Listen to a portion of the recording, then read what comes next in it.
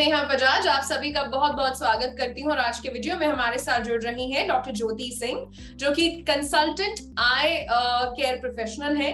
उसके अलावा डायरेक्टर है दिया आई केयर हॉस्पिटल, जो कि नासिक में है।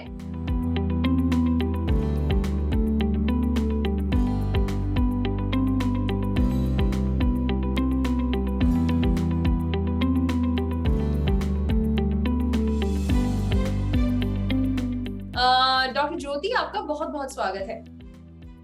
Thank you very much. So doctor Jyoti, आज हम आपसे बात करने वाले हैं नाइट ब्लाइंडनेस के बारे में। हमारे सभी दर्शकों को आप ये बताइए कि व्हाट इज नाइट ब्लाइंडनेस और कौन से सेल्स जो है रिस्पॉन्सिबल है नाइट ब्लाइंडनेस के लिए।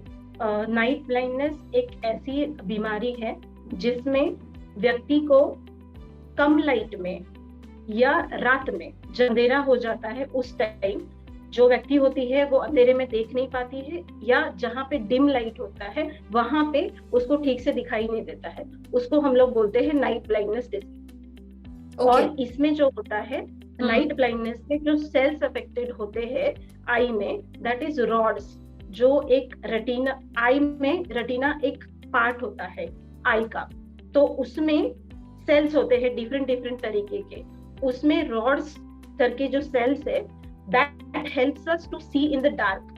वो जो सेल्स होते हैं वो हमको डार्कनेस में लाइट प्रोवाइड करके हमको दिखाने का काम करते हैं, बट वो जो सेल्स होते हैं rods that get affected and the person, जो पर्सन होता है वो उसको नाइट में देखने में प्रॉब्लम होती है, या जहाँ पे एकदम डिम लाइट हो वहां पे भी व्यक्ति ठीक से देख नहीं पाता है, उसको हम लोग नाइट ब्लाइंडनेस कहते हैं। अच्छा डॉक्टर ज्योति, नाइट ब्लाइंडनेस कितनी कॉमन है और हेरिडिटी का क्या रोल है नाइट ब्लाइंडनेस में? Night blindness is not a very common disease. ये बहुत मतलब रेयर केसेस में पाया जाता है। अगर आप बोलोगे 100 पेशेंट अगर आपके पास आते हैं तो उसमें से हार्डली 1 या 2 को होता है ये, और it is a hereditary problem जो जनरेशन से आगे जनरेशन में वो होते हैं। ओके अच्छा, कौन सी विटामिन डेफिशिएंसी की वजह से नाइट ब्लाइंडनेस होने की संभावना रहती है?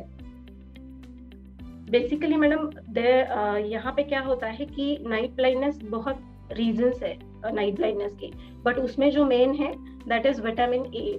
जो विटामिन ए की डेफिशिएंसी अगर होती है तो that person can that is more prone to have a night blindness. Okay अच्छा मैम, नाइट ब्लाइंडनेस कौन से एज ग्रुप में देखी जाती है और आप ये डिटेक्ट कैसे करती हैं? नाइट ब्लाइंडनेस का जो एज ग्रुप है it is like since childhood ये स्टार्ट होता है। बेसिक मैंने जैसे आपको बोला कि इट इज अ हेरिडिटरी, तो जैसे ही बच्चा बड़ा होने लगता है ये चीजें सामने आने लगती है कि बच्चे को या पर्सन को नाइट में नहीं दिख रहा है, या डिम लाइट होगी तो दिक्कत हो रही है, या कोई ड्राइव कर रहा है तो उसको देखने में दिक्कत हो रही है रात पे। तो ये सब चीजें जब पता चलती है तब हम डॉक्टर को कंसल्ट करना जरूरी होता है, एंड डॉक्टर को कंसल्ट करके समझना होता है कि ये जो नाइट ब्लाइंडनेस या जो तकलीफ हमको हो रही है उसका रीजन बेसिकली क्या है, हेरिडिटरी से हो रहा है या कोई और प्रॉब्लम है जिसको हमको सॉल्व करना है। ओके तो ये चीज है। अच्छा, और मैम नाइट ब्लाइंडनेस के बारे में अगर हम बात करें तो क्या ये बिल्कुल पार्शियल ब्लाइंडनेस का भी बिल्कुल ऐसा है कि रात को बिल्कुल दिखाई देना बंद हो जाता है? सो नाइट ब्लाइंडनेस में क्या होता है कि फुल नाइट ब्लाइंडनेस भी हो सकता है, बिकॉज मैंने जो बोला आपको, जो रॉड्स करके जो सेल्स होते हैं आंख में, वो जैसे जैसे डैमेज होना शुरू होता है, मतलब इनिशियल स्टेज में डैमेज कम होता है, इसके कारण से फिर सिर्फ डीम लाइट में व्यक्ति को कम दिखेगा। फिर जैसे जैसे उसका डैमेज बढ़ता जाएगा, जो पर्सन होगा, जो व्यक्ति होगा जिसको ये प्रॉब्लम है, हो सकता है कि जैसे सेल डैमेज हो जाए तो उसको रात में दिखना पूरा बंद हो सकता है। This is the part of that disease. Okay अच्छा मैम, नाइट ब्लाइंडनेस को आप ट्रीट कैसे करती हैं? क्या ये ट्रीटेबल है या ये इरिवर्सिबल है? एक्चुअली इसमें 2 पार्ट्स हम लोग बोल सकते हैं। जहाँ पे कॉज हम लोगों को पता है कि ये कॉज की वजह से हो रहा है, तो that cause can be treated. Like if it is because of the I pressure increase, glaucoma की वजह से हो रहा है तो उसका ट्रीटमेंट करना पड़ेगा। If it is related to retina तो रेटिना का प्रॉब्लम सॉल्व करना पड़ेगा। So once you go to the doctor, consult to the doctor, he will let you know कि exactly what is the problem. There are several tests which doctor will do. बहुत सारे test doctor को करने पड़ते हैं। वो सारे test करने के बाद पता चलेगा कि एग्जैक्ट क्या कॉज है और उसके हिसाब से हम लोगों को ट्रीटमेंट करना होता है। पर ये पूरी तरीके से ट्रीटेबल है मैम?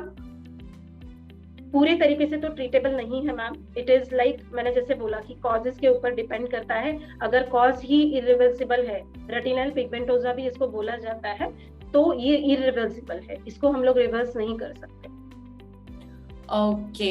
एंड डॉक्टर ज्योति, आप अगर बाय चांस, अभी बहुत सारे ऐसे लोग हैं, हालांकि आपने बोला कि it's a rare disease, but जिन भी लोगों को ये डिसीज है उनको कितनी रेगुलरली आई चेकअप्स कराने चाहिए, आप उनको क्या मैसेज देना चाहेंगी?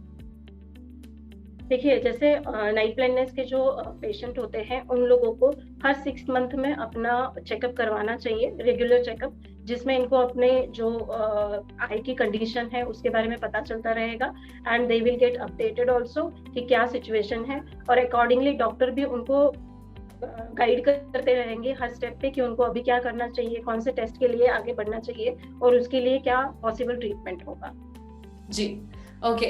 सो डॉक्टर ज्योति, आपने अपने बिजी स्केड्यूल से हमारे लिए वक्त निकाला और जी मनी हेल्थ शो में आप हमारे साथ जुड़ी। Thank you so much.